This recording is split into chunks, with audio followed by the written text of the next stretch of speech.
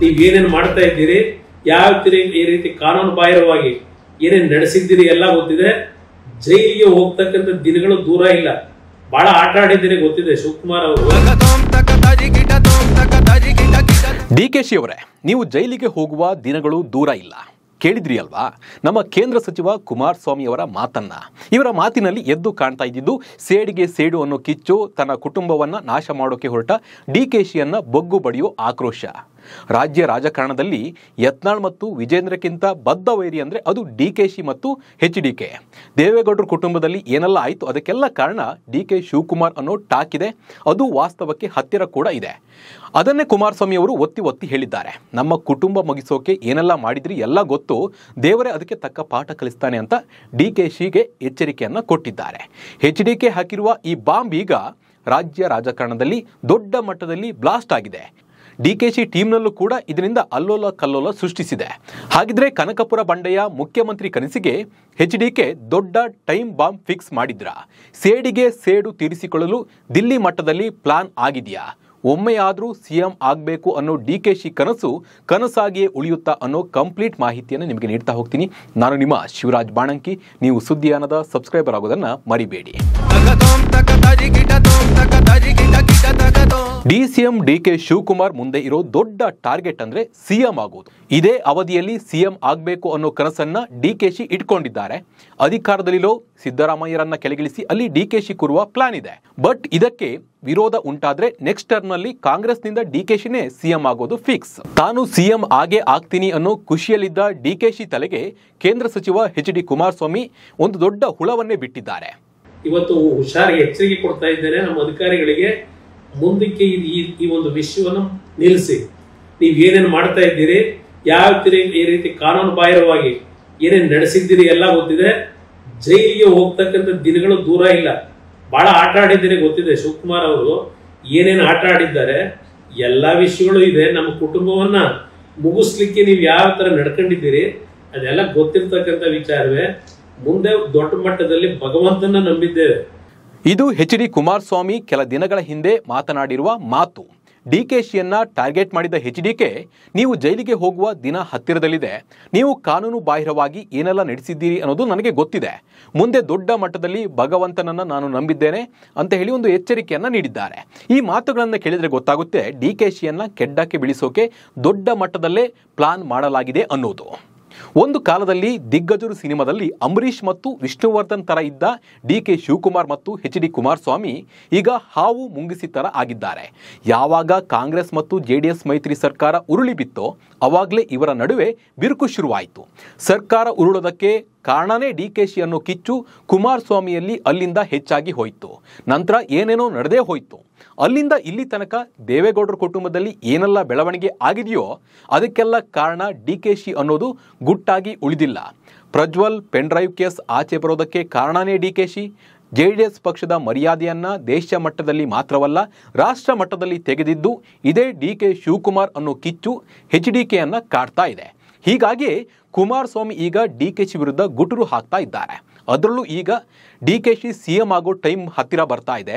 ಡಿಕೆಶಿ ಬಣದ ಪ್ರಕಾರ 2025 ಮುಗಿದ ನಂತರ ಸಿದ್ದರಾಮಯ್ಯ ಕುರ್ಚಿಯಿಂದ ಕೆಳಗಿಳಿದು ಡಿಕೆ ಶಿವಕುಮಾರ್ CM ಆಗ್ತಾರೆ ಅನ್ನೋದು ಇದೆ ಒಂದು ಟಾಕ್. ಈ ಟೈಮ್ನಲ್ಲೇ HDK ಈ ಹೇಳಿಕೆ ಸೇಡಿಗೆ ಸೇಡು ತೀರಿಸಿಕೊಳ್ಳುವಂತೆ ಇದೆ. ಯಾಕಂದ್ರೆ ಇಲ್ಲಿ HDK ಮಾಡಿರುವುದು ಕೇವಲ ಭೂ ಕಬಳಿಕೆ ಆರೋಪ ಅಲ್ಲ.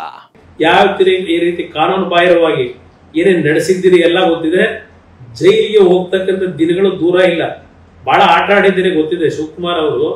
ಏನೇನು ಆಟ ಆಡಿದ್ದಾರೆ ಎಲ್ಲ ವಿಷಯಗಳು ಇದೆ. ನಮ್ಮ ಕುಟುಂಬವನ್ನ ಮುಗಿಸ್ಲಿಕ್ಕೆ ನೀವು ಯಾವ ತರ ನಡ್ಕೊಂಡಿದ್ದೀರಿ ಅದೆಲ್ಲ ಗೊತ್ತಿರ್ತಕ್ಕಂಥ ವಿಚಾರವೇ. ತಮ್ಮ ಕುಟುಂಬವನ್ನೇ ಮುಗಿಸುತ್ತಿದ್ದಾರೆ ಅಂತ HDK ಆರೋಪಿಸಿದ್ದಾರೆ. ಇದು ಎಲ್ಲೋ ಒಂದ್ ಕಡೆ ದೇವೇಗೌಡರ ಕುಟುಂಬಕ್ಕೆ ಹಾಕಿದ ಮಂತ್ರವೇ ಡಿಕೆಶಿಗೆ ಎಫೆಕ್ಟ್ ಆಗಬಹುದು. ಹೇಗೆ ಪ್ರಜ್ವಲ್ ರೇವಣ್ಣನ ಪೆನ್ ಡ್ರೈವ್ ಡಿಕೆಶಿ ಕೈಯಲ್ಲಿ ಇತ್ತೋ ಹಾಗೆ ಡಿಕೆಶಿಯ ಕೆಲ ಅಕ್ರಮದ ಬಗ್ಗೆ HDKಗೆ ಗೊತ್ತಿರಬಹುದು. ಅದನ್ನ ಇಟ್ಕೊಂಡು ಆ ಕುಟುಂಬಗಳ ಬೆನ್ನಿಗೆ ನಿಂತು ಕೇಂದ್ರದ ಸಪೋರ್ಟ್ ತೆಗೆದುಕೊಂಡು ಡಿಕೆಶಿ CM ಆಗೋ ಟೈಮ್ಗೆ ಕೇಸ್ ಅಂತ ಹೊಸ ಬಾಂಬ್ ಅನ್ನ HDK ಹಾಕಬಹುದು. ಭೂ ಕಬಳಿಕೆ ಕೇಸ್ ದೊಡ್ಡದನ್ನ ಮಾಡಿ ಡಿಕೆಶಿ ಇನ್ನೇನು CM ಕುರ್ಚಿಗೆ ಕೂರುವ ವೇಳೆಗೆ JDS ಮತ್ತು BJP ಸೇರ್ಕೊಂಡು ದೊಡ್ಡದಾಗಿ ಪ್ರತಿಭಟನೆ ಕೂಡ ನಡೆಸಬಹುದು. ಡಿಕೆಶಿ CM ಆಗಬಾರದು ಅಂತ ರಾಜ್ಯದಲ್ಲಿ ದೊಡ್ಡ ಕಿಡಿ ಕೂಡ ಹಚ್ಚಬಹುದು. ಹಾಗಾಗಿ ನನ್ನ ಪ್ರಕಾರ ಡಿಕೆಶಿ ಸಿಎಂ ಆಗೋ ಟೈಮ್ನಲ್ಲೇ HDK ದೊಡ್ಡದಾಗಿ ಬಾಂಬ್ ಹಾಕೋಕೆ ಕಾಯ್ತಾ ಇದ್ದಾರೆ ಅನ್ಸುತ್ತೆ. ಯಾಕಂದ್ರೆ ಇವರೇ ಹೇಳುವಂತೆ ಆ ಭಗವಂತ ನಿಮ್ಗೆ ಏನ್ ಶಿಕ್ಷೆ ಕೊಡಬೇಕು ಕೊಡ್ತಾನೆ ಅಂತ HDK ಹೇಳಿದ್ದಾರೆ.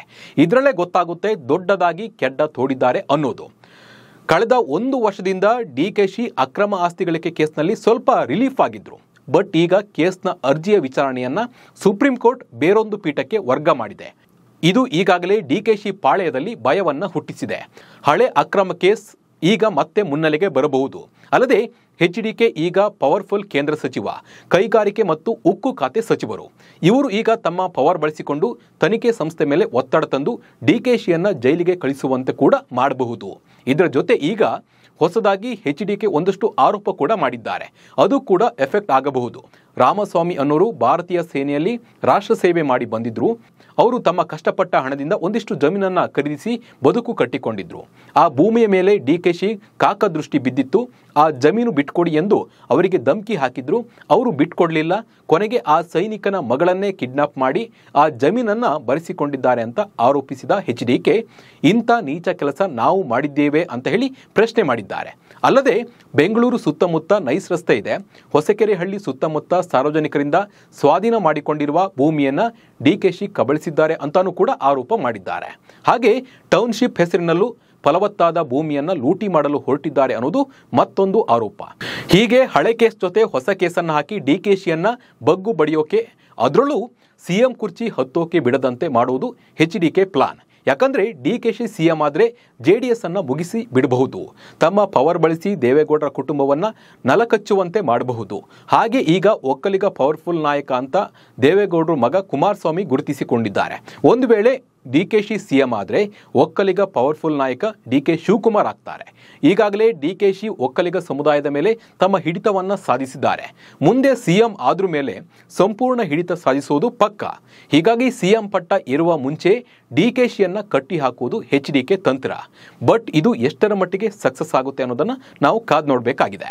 ಇನ್ನು ಡಿಕೆಶಿ ಜೈಲಿಗೆ ಹೋಗ್ತಾರೆ ಎಂಬ HDK ಹೇಳಿಕೆ ಬಗ್ಗೆ ಡಿಕೆಶಿ ತಿರುಗೇಟನ್ನು ಕೂಡ ನೀಡಿದ್ದಾರೆ. ಕುಮಾರಸ್ವಾಮಿ ಹೇಳಿದ್ದೇನು ನೋಡಿದ್ದೇನೆ, ಮೊದಲಿನಿಂದಲೂ ನನ್ನನ್ನು ಜೈಲಿಗೆ ಹಾಕಲು ಸಂಕಲ್ಪ ಷಡ್ಯಂತ್ರ ಮಾಡಿದ್ದಾರೆ, ಏನೇನೋ ಮಾತನಾಡಿದ್ದಾರೆ, ಎಲ್ಲದಕ್ಕೂ ಉತ್ತರವನ್ನು ನಾನು ಕೊಡ್ತೀನಿ. ಮೊದಲಿಂದಲೂ ಅವರ ಕುಟುಂಬ ನಮ್ಮ ವಿರುದ್ಧ ದೊಡ್ಡ ಷಡ್ಯಂತ್ರ ಮಾಡ್ತಾ ಇದೆ. ಅವರು ಸಿಎಂ ಆಗಿದ್ದಾಗ ನನ್ನ ತಂಗಿ ನನ್ನ ತಮ್ಮನ ಮೇಲೆ ಕೇಸ್ ಹಾಕಿಸಿದ್ರು. ಈಗಲೂ ಅದೇ ರೀತಿ ಷಡ್ಯಂತ್ರ ಮಾಡ್ತಾ ಇದ್ದಾರೆ. ಅದಕ್ಕೂ ಉತ್ತರ ಕೊಡ್ತೀನಿ, ಅವರಿಗೂ ಉತ್ತರ ಕೊಡ್ತೀನಿ ಅಂತ ಹೇಳಿದ್ದಾರೆ. ಮೊದಲಿಂದ ಕೂಡ ಅವ್ರ ಕುಟುಂಬದ ನನ್ನ ಮೇಲೆ ದೊಡ್ಡ ಷಡ್ಯಂತ್ರ, ಇವತ್ತೇನಲ್ಲ, ಹಿಂದೆ ನನ್ನ ತಂಗಿ ಮೇಲೆ, ನನ್ನ ತಮ್ಮನ ಮೇಲೆ, ಎಲ್ಲರ ಮೇಲೂ ಈ ರೀತಿ ಹಿಂದೆ ಚೀಫ್ ಮಿನಿಸ್ಟರ್ ಆಗಿದ್ದ ಪ್ರಯತ್ನ ಮಾಡಿದ್ರು. ಅದಾದ್ಮೇಲೆ ಬೇಕಾದಷ್ಟು ಕೇಸ್ಗಳು ಹಾಕಿದ್ರು. ಈಗೂ ಮಾಡ್ತಾ ಇದ್ದಾರೆ ಅಂತ ಅವರೇ ಹೇಳಿದ್ದಾರೆ. ಜೈಲಿಗೆ ಹೋಗುವಂತ ದಿನ ಹತ್ರ ಬಂದಿದೆ ಅಂತ. ಇದು ಎಲ್ಲರೂ ಒಂದು ಕೊನೆ ಆಗಬೇಕು. ನಿಮ್ದು ಯಾವ್ದಾದ್ರು ಒಂದು ಚಾನೆಲ್ಗೆ, ಪ್ರಸಿದ್ಧವಾದ ಚಾನೆಲ್ಗೆ ಕರೀರಿ, ಪಕ್ಕದಲ್ಲಿ ಅವ್ರನ್ನೂ ಕುಂಡಿಸ್ಕೊಳ್ಳಿ, ನನ್ನೂ ಕುಂಡಿಸ್ಕೊಳ್ಳಿ. ನಾನೇನೇನು ಮಾಡಿದ್ದೀನಿ ಅಂತ ಏನೇನು ಅವ್ರು ಹೇಳ್ತಾರಲ್ಲ, ನಂದು ಅವ್ರದ್ದು ಎಲ್ಲ ಚರ್ಚೆ ಆಗಲಿ. ಅವ್ರ ಕುಟುಂಬದ್ದು ನನ್ನ ಹತ್ರ ಇರುವಂತ ಅಗಾಧವಾದಂತ ಭಂಡಾರದಿಂದ ನಾನು ತೆಗಿತೀನಿ, ಅವರು ಎಲ್ಲ ಭಂಡಾರದಿಂದ ತೆಗೆದು ಅವರು ಜನರ ಮುಂದೆ ಇಟ್ಬಿಡ್ಲಿ. ಸೊ ಜಲ್ದಿ ಪಾಪ ಅವರು ಬಹಳ ಪ್ರಯತ್ನ ಮಾಡ್ತಾ ಇದ್ದಾರೆ. ಅವರೇ ಜಡ್ಜು, ಜೈಲಿಗೆ ಹಾಕೋದು ಅವರೇ ತಾನೆ, ಜಡ್ಜೇ ತಾನೆ ಜೈಲು ಕಳಿಸೋರು, ಅವರೇ ಜಡ್ಜ್ ಆಗ್ಬಿಟ್ಟಿದ್ದಾರೆ. ಜಡ್ಜ್ ಆಗಿರೋರು ಪಾಪ ಕೋರ್ಟ್ಗೆ ಹೋಗ್ತಾ ಇದ್ದಾರೆ. ಇದು ಕೊನೆ ಆಗಬಾರ್ದು. ಯಾವುದಾದ್ರೂ ಮಾಧ್ಯಮದ ಡಿಬೇಟ್ಗೆ ಬರಲಿ, ಪಕ್ಕದಲ್ಲಿ ಅವರನ್ನು ಕೂರಿಸಿ ಎಲ್ಲ ಚರ್ಚೆ ಮಾಡೋಣ ಅಂತ ಹೇಳಿ ಸವಾಲನ್ನ ಹಾಕಿದ್ದಾರೆ. ಇನ್ನು ಮಾತು ಮುಂದುವರಿಸಿದ ಡಿಕೆಶಿ, ನನ್ನಲ್ಲಿರುವ ಅಗಾಧ ಭಂಡಾರದಿಂದ ಎಲ್ಲವನ್ನ ತೆಗಿತೀನಿ, ಅವರು ಕೂಡ ಬತ್ತಳಿಕೆಯಲ್ಲಿ ಏನೇನಿದೆ ಅದೆಲ್ಲ ತೆಗೆಯಲಿ, ಅವರು ಜಡ್ತರ ಮಾತನಾಡ್ತಿದ್ದಾರೆ ಅಲ್ವಾ, ಜಡ್ತಾನೆ ಜೈಲಿಗೆ ಹಾಕೋದು ಅಂತ HDK ಒಂದು ರೀತಿ ಡಿಕೆಶಿ ತಿರುಗೇಟನ್ನ ಕೊಟ್ಟಿದ್ದಾರೆ. ಒಟ್ಟಿನಲ್ಲಿ ಇಬ್ಬರ ಜಗಳದಲ್ಲಿ ಸೋಲೋದು ಯಾರು ಗೆಲ್ಲೋದು ಯಾರು ಅನ್ನೋದನ್ನ ನಾವು ಇನ್ನು ಕೆಲವೇ ದಿನಗಳಲ್ಲಿ ನಾವು ಕಾದು ನೋಡಬೇಕಾಗಿದೆ. ನಮಸ್ಕಾರ.